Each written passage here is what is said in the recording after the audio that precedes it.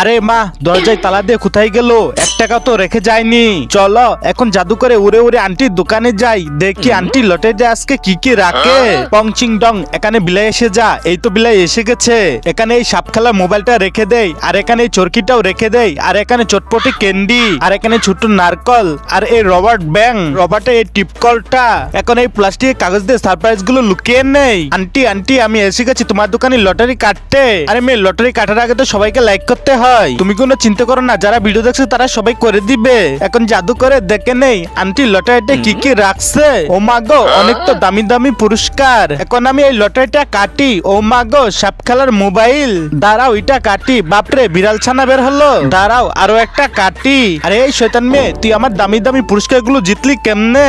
তোকে তো আর লটারি কাটতে দিব না। দূর, তুমি আমাকে লটারি না কাটতে দিলে আমি তো চলে গেলাম। বজ্জাত মেয়েটা তো জাদুকর ছিল, তাই তো আমার সব দামি দামি জিনিস নিয়ে গেল।